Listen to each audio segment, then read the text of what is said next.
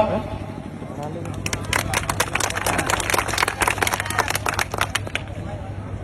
आज महाराजा सूरजमल जी का जो जन्मोत्सव मनाया जा रहा है,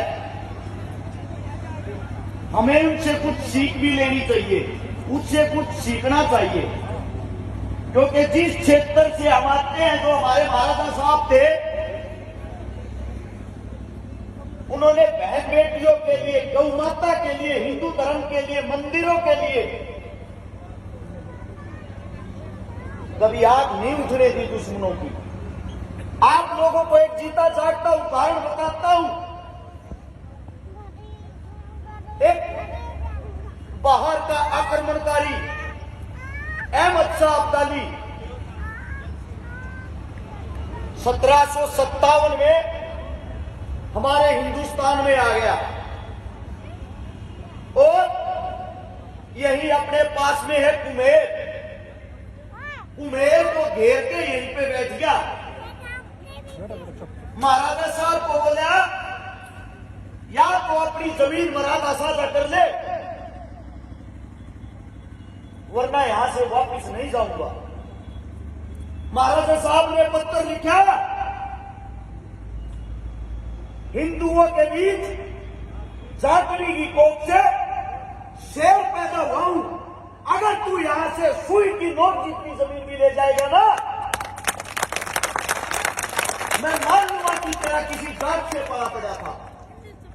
जब अहमद शाह अब्दाली ने देखा ये आदमी नहीं मानने वाला, युद्ध किया, युद्ध में हार कर वापिस अपने देश भाग गया।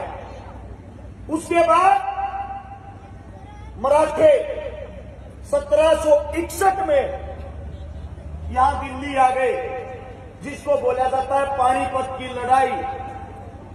अहमद शाह अब्दाली के साथ लड़ने के लिए महाराजा साहब को बुलाया। महाराजा साहब से वार्तालाप की सदाशिवराव भाऊ ने, जो मराठों का सेनापति था।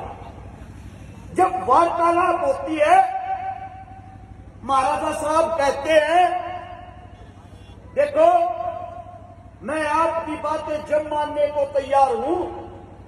एक तो हिंदुओं को तोड़ा नहीं जाएगा, हिंदुओं को जाति में बांटा नहीं जाएगा, और मैं खाली हिंदू हिंदू नहीं, मैं दूसरे धर्म का भी सम्मान करता हूं। यहां पे जो मस्जिद है, उससे मुसलमानों की दिल को आहट पहुंचेगी, उसको आप नहीं तोड़ोगे। अगर ये चीजें मंजूर है तो मैं आपके साथ हूं। सदाशिवराव भाऊ ने कहा, हम उसको तोड़ेंगे, उस मस्जिद की छत को तोड़ के और उससे अपने खाने पीने का प्रबंध करेंगे। महाराजा साहब ने कहा, 5 लाख रुपए मेरे पे ले लो, पर किसी के धर्म के साथ खिलवाड़ मत करो। कहीं वो आदमी आपकी बगावत पे ना उतर आए, वो मुसलमान जो आपके देश के हैं, कहीं अब्दाली के पास ना चले जाए मदद के लिए। लेकिन सदाशिवराव भाऊ ने मानी नहीं, उस छत को तोड़ दिया, जिसके कारण हमारे देश के मुसलमान अब्दाली के साथ चले गए। और महाराजा साहब ने फिर भी कहा, सदा तू मेरी बात तो नहीं मानता, लेकिन फिर भी मैं एक हिंदू राजा हूं और तू भी उसी हिंदू का खून है। मैं इतना फर्ज जरूर निभाऊंगा, तेरी तन से, मन से, धन से, अन्न से और कन से तेरी सहायता करूंगा। युद्ध में तेरे साथ हो ना हो, लेकिन तेरे परिवार पे, तेरी बीवी पे, तेरे बच्चों पे अगर कोई आँच आई तो ये सोच लेना, तेरे पीछे महाराजा साहब अब भी खड़ा है। मराठे वो युद्ध हार गए।